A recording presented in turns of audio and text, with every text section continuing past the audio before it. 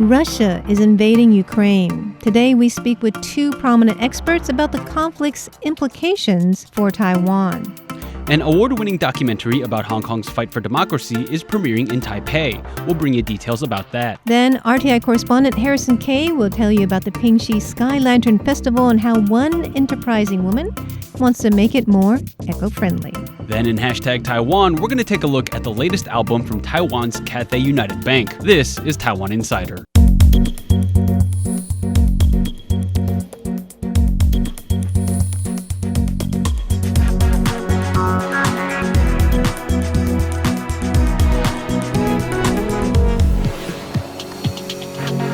Welcome to the show.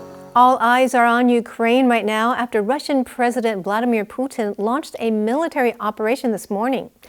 At the time of recording, Ukraine's president has confirmed reports of missile strikes against Ukraine.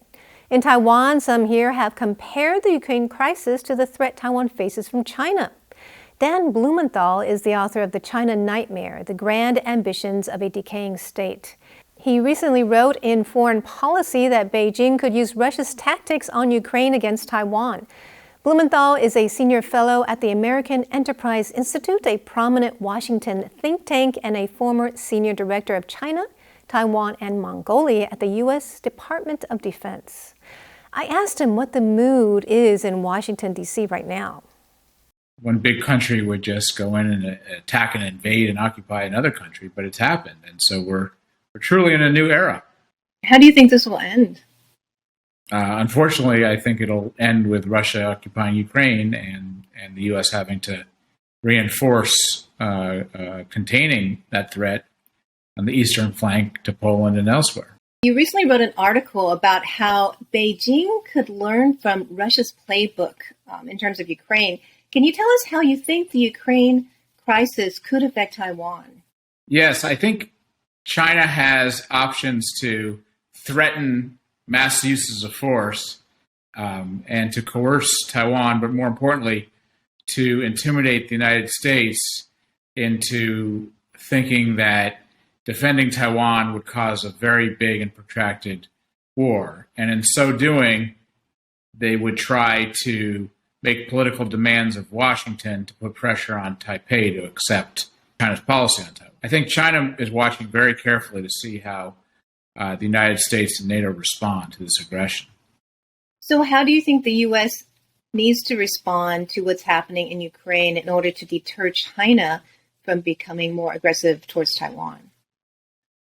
Well, I mean, there are many things that we haven't done right for many years, so it's a bit late. But I think sanctions, very crippling sanctions that punish the Russian economy badly, and keeping the allies on board with those sanctions, as well as accelerated lethal aid to the Ukrainian military, the training of the Ukrainian military, the continued advisory troops inside the Ukraine, as well as reinforcing the flanks of NATO, all of which is happening, although the crippling economic sanctions are fairly slow to be rolled out. Well, in your article, you mentioned that the U.S. should have a stronger military presence in Taiwan to deter China. Do you think that will be happening with the Biden administration? Well, I actually said it should train a small force to be ready to go into Taiwan at the first sign of a crisis, which would just be the acceleration of existing programs that the United States already has. But my point was, if we're going to be able to influence events in a crisis and maintain Taiwan's political will, help shore up its ability to communicate, very importantly, as we see with the Ukraine crisis, communicate with its population, with the rest of the world, I think we're going to need to have people in Taiwan fairly quickly. If China were to attack Taiwan, what do you think the U.S. would do? The U.S. would likely first try to help with its defense and then come to its defense. But my point in my article is that it's not going to be so easy to just come to Taiwan's defense. There's going to be some kind of crisis. and it's going to take diplomacy, which will be much harder in the Taiwan case, I view it, and then in the Ukraine case. There's going to be immense needs for coordination between the United States and Taiwan, and the United States and Taiwan, and whatever coalition decides to join in. So I argue in that article in Foreign Policy that we need to be doing things now to prepare for not just a military crisis, but a diplomatic military crisis. Russia and China recently signed a long-term agreement. So this greater show of solidarity is pretty threatening. What kind of impact do you think it might have on Taiwan? Well, I mean, the key question is Russia going to support China if it takes aggressive action on Taiwan? And I guess we're leaning towards the answer, which is yes. And so that is troubling. On the other hand, I would say China has been much more cautious in practice on supporting Russia. So, it certainly will help Russia in terms of importing more goods from Russia during a time of sanctions. It buys a lot of energy from Russia, but it's not diplomatically supporting the attack on Ukraine. So we'll have to see. It's a little bit more complicated than it seems at first glance. A lot of people compare Ukraine to Taiwan. I spoke with political scientist Kharis Templeman at Stanford University, who recently wrote an article about why Taiwan is not Ukraine. He explains why the two countries are so different. I think the instinct to compare the two and to find similarities is a natural one, and it's understandable. But I think the differences are far greater than the similarities. In particular, Taiwan is a much more valuable and integral partner with the United States. It's an important trading partner. It's our 9th largest trading partner. It's the source of some key components to critical advanced technology that the United States manufactures or imports. And more importantly, it's been a stellar partner of the United States in the region for the last 70 plus years. The U.S. has been directly involved in providing for Taiwan's security since 1950. We don't have anything like a similar history with Ukraine. Ukraine, for many years was part of the Soviet Union, and then our interaction with them is strictly limited to the post-Cold War period, and it's been led, I would argue, mostly by the European powers rather than us. And the concerns about Ukraine's status, I think, are second-order concerns related to the United States' relationships with Europe and our interest in seeing a prosperous, stable, and free European Union. And so, for all of those reasons, I think the Taiwan situation is quite a bit different, not really analogous to the Ukraine security threat that it faces today. Next up, a Hong Kong documentary banned by Chinese authorities is set to premiere in Taiwan. Almost 3 years ago, young democracy activists in Hong Kong went toe-to-toe with the city's pro-Beijing authorities. Now, a documentary telling the protesters' story is coming to Taiwan's movie theaters. Revolution of Our Times, a documentary on the 2019 pro-democracy protests in Hong Kong, is opening in Taiwanese theaters on February 25th. It has received 2 Golden Horse Awards for Best Documentary and Audience Choice. Taiwan is currently the only country where the movie is being released in theaters. The director of the movie, Kiwi Cho, met with journalists in the form of a teleconference. He says he is extremely happy and grateful that there is a place like Taiwan where his documentary can be shown freely. Zhou says that over the 2 years of filming, he witnessed both tragedy as well as the greatness of human spirit. Initially, he says he was tormented by strong emotions and nightmares, but found solace in the process of making the film and no longer lives with the feeling of dread. Zhou says he is expecting the worst, but continues to do what needs to be done, which gives him peace. Zhou told reporters a story from his early days at the front lines of the protests. A masked protester demanded to know which station he was working for. He responded that he was one of the directors of 10 Years, a dystopian speculative fiction anthology depicting life in Chinese-run Hong Kong in 2025. The protester approved, having seen the movie, and encouraged Zhou to keep filming. Zhou says that the once progressive city of Hong Kong has now regressed into authoritarianism. He urges Taiwan to take this lesson to heart and cherish the freedoms it enjoys. Now, while Taiwan hosts that documentary, a very different kind of film is reaching audiences in London. One of Taiwan's most famous designers is debuting a new collection in a completely virtual format. Taiwanese designer Jan revealed his latest work for this year's autumn-winter season on Monday at London Fashion Week. His collection is called The Ballad of a Storykeeper. Due to the pandemic, Jan showcased it in a digital format. These new designs feature science fiction and space elements in the form of digital embroideries and prints, and accessories made with 3D printing and precious metals. These pieces come together to tell the story of a special agent who travels across time and space, searching for the link between reality and virtual fantasies. Jan says that the tale was inspired by Alice in Wonderland and spy fiction books like From Russia with Love and Blade Runner. The digital performance features several Taiwanese musicians, artists, and actresses like Alice Tseng, Do Wei-jian, Josie Lin, and Mizuki. The Jan collection showcases everything from wedding dresses to blouses and even knitted pants. Jan says these pieces are a fusion of traditional Eastern designs with Western styles, along with modern technology. He also compared his work to that of a film director, as both roles require much collaboration, imagination, and rising up to challenges. Jan says that in-person fashion shows and virtual ones each have their own strengths. While the audience may experience a different atmosphere up close at a live show, a virtual show allows for more control and digital enhancements. Since Jan's virtual runway can be viewed online, audiences from all over the world can experience his designs and travel along with the show to another dimension. Another kind of visual spectacle just took place in Taiwan, the annual Lantern Festival, marking the end of the Lunar New Year. This year, some people are making an extra effort to make the event an eco-friendly affair. RTI's Kharis Templeman has a report. The Pingxi Sky Lantern Festival is one of Taiwan's most famous lantern festival events. It's on both CNN and Ford's list of things everyone should do, and the Discovery Channel called it the world's second largest New Year's celebration. In Pingxi, around 300,000 lanterns are released into the sky, which make for a beautiful sight. People come from all around Taiwan, and in the past from all around the world, to write their wishes for the new year on the lanterns before setting them off. However, in recent years, there have been environmental concerns. After the lanterns come back down, they simply trash the surrounding areas. Their wire frames take ages to break down.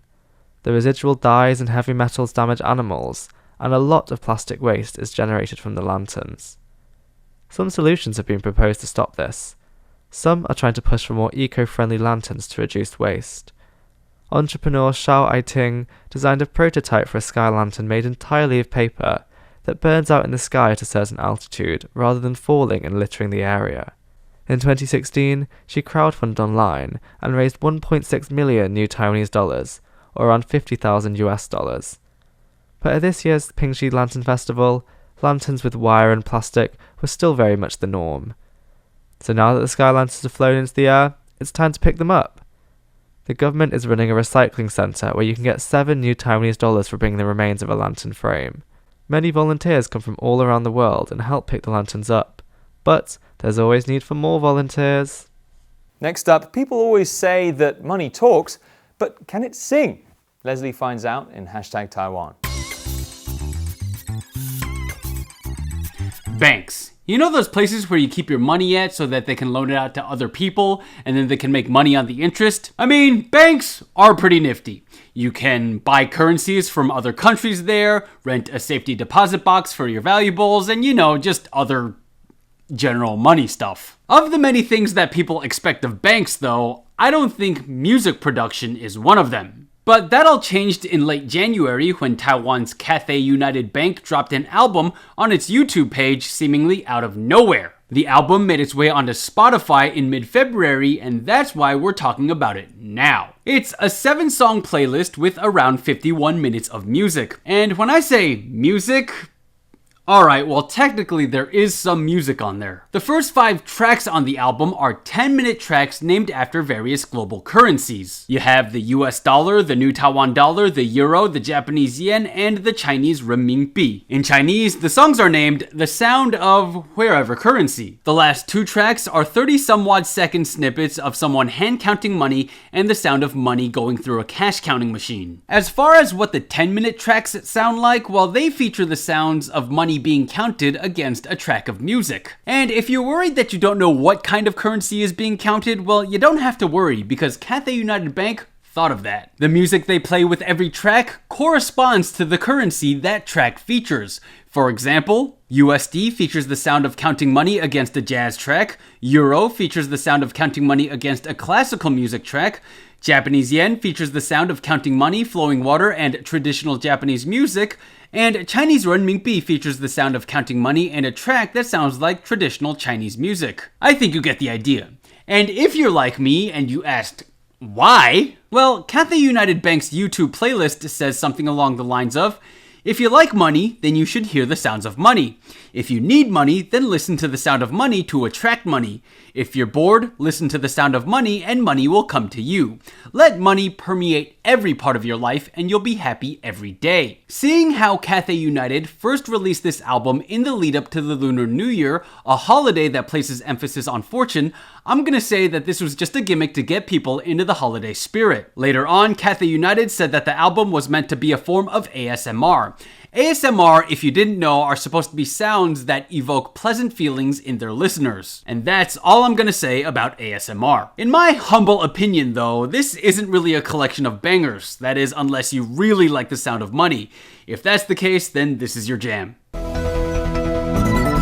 And before we leave you, here's a look at some of the other news stories that are on our radar. Starting March 7th, Taiwan will open its borders to business travelers and shorten the quarantine period for arriving passengers from 14 to 10 days. Health authorities say they have made that decision based on a number of factors, including the transmissibility of the Omicron variant of COVID-19, vaccine rollout, hospital preparedness, and policy changes in other countries. Business travelers will still have to obtain approval prior to arriving in Taiwan. The authorities are also relaxing face mask requirements. Starting March 1st, masks won't be required in a number of situations, including exercising outdoors. Passengers on trains will also be allowed to eat and drink again. Modern espionage is more about computers and the internet than invisible ink and microfilms. That's why Taiwan's cabinet is proposing changes to the law to resist economic espionage and the theft of technology. 2 new offenses would be added to the code: economic espionage and extraterritorial misappropriation, carrying long prison sentences and fines in the ranges of millions of US dollars. People working in core strategic industries would need permission to travel to China for 3 years after terminating their employment. The changes proposed by the government also have the support of Taiwan's biggest opposition party, the KMT. Following a shortage of eggs, duck meat is now in short supply in Taiwan.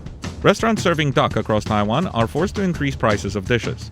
Duck breeders are saying that colder weather caused by climate change has affected the hatching of duck eggs. Making matters worse is the COVID-19 pandemic, which prompted more people to order frozen duck online rather than buying fresh meat, hiking the prices as a result. With no prospects for increased supply until at least the fall, it will be up to the customers to foot the bill for the time being. And we're back in the studio all together for our final question of the week. Now, earlier in the show, I told you about this documentary about the Hong Kong protesters that's premiering in Taiwan. And that got me thinking, well, us three have had such rich lives. So if you guys have a documentary made about your lives, who would you want to direct it? Stash? I think this would be a good one. I'd like to see what Wes Anderson would do with my life. Not a documentary filmmaker, but I imagine that those scenes in between were maybe interspersed with some dramatic reenactments. They'd be very colourful, I could at least guarantee that. You realize that movie's going to start in like the middle of your life and not at the beginning, right? Yeah, and it will have George Clooney in it. So. Oh yeah, that too. Well, I would love to see what Ang Lee would do with my life. Ooh. Whatever he does is beautiful, so I'm sure it'd be very nice. Yeah, that's really good. He's local. He's right. I gotta support your local Taiwanese American. That's right. Multiple Oscars. For me though, I thought about many, but I think I went with Christopher Nolan. Because Christopher Nolan, he's done Batman movies. He's done like these sci-fi movies. Very dramatic. And I just remember the latest movie that I seen of his. It just completely broke my mind. He's so creative. Yeah. And I already know my life, right? This is my story, but I want to see what a creative mind like his can do to it, and then like kind of twist my story. So when I'm watching, I'm like, oh, I want to see what part Michael Caine would play in that. Oh, that too. Michael Caine is your dad. I wouldn't mind that at all. That's a brilliant dad to have. Anyway, that's all the time we have for this edition of Taiwan Insider. Thank you so much for joining us. I'm Leslie Liao. I'm Stash Butler. And I'm Natalie So. Make sure to follow us on our social media channels. Yes, and leave a comment. We'd love to hear from you. Yeah, don't forget to tweet at us. Our handle is Taiwan Insider. We'd love to know what you think about the show. Anyway, guys, until next week, we'll talk to you again soon. See you around. Bye.